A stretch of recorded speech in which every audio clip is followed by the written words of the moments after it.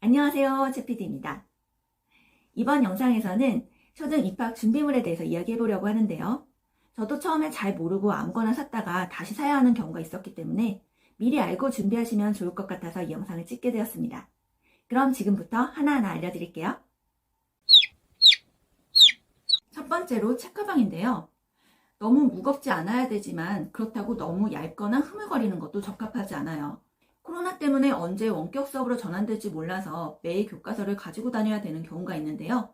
그렇기 때문에 적당한 크기에 각이 있고 어깨끈에 쿠션이 있는 것이 좋습니다. 그리고 매일 개인 물통, 수저통, 방역용품까지 챙겨 다녀야 하니 이렇게 수납 공간이 많은 가방이 편리합니다. 다음으로 실내화와 실내화 주머니인데요. 실내화는 흰색만 가능한 경우가 있어서 가능하면 흰색으로 준비하는 것이 좋고요. 실내화 주머니는 월요일날 보통 가지고 갔다가 학교에서 쭉 보관하고 금요일날 세탁을 위해서 가지고 오니까 아무거나 저렴한 걸로 구입하셔도 괜찮을 것 같아요. 다음은 급식 주머니인데요. 요즘은 코로나 때문에 개인 물병과 수저통을 매일 가지고 다녀야 해요. 그렇기 때문에 교실에서 급식을 하는 경우에는 크게 상관이 없지만 급식실로 이동해야 하는 경우에는 이렇게 끈이 있어서 멜 수 있는 가방이나 이런 손목에 걸 수 있는 주머니를 준비해 주시면 좋습니다. 물통은 돌려서 여는 것보다는 이렇게 원터치로 혼자 열고 닫을 수 있는 것이 편리하고요.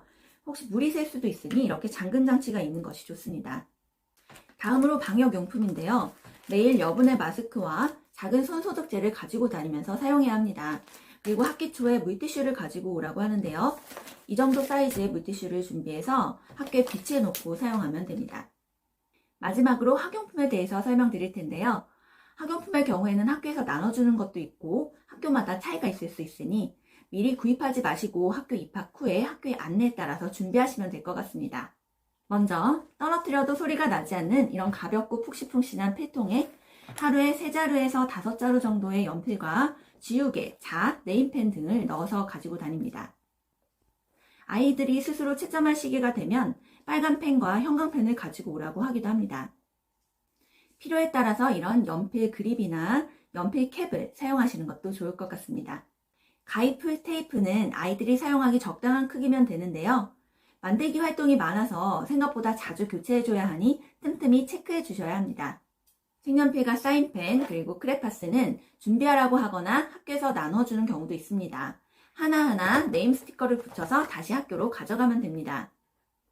1학년 때는 알림장, 쓰기 노트, 종합장, 받아쓰기, 그림일기 등의 노트를 사용하는데요. 이 노트 역시 학교에서 나눠주는 경우도 있고 준비해 오라고 하는 경우도 있으니까 그때그때 학교의 안내에 따라서 구입하시면 됩니다. 그리고 우체통이라고 불리는 이런 L자 파일에 가정통신문이나 제출해야 될 서류를 담아오니까 매일 무엇이 들어있는지 체크해 줘야 합니다. 모든 준비물에는 네임 스티커를 붙여서 다녀야 되는데요. 요즘은 이렇게 이름을 아예 새겨서 판매하는 곳도 있으니까 참고하시면 좋을 것 같습니다. 이상으로 초등 입학 준비물에 대해서 말씀드렸는데요.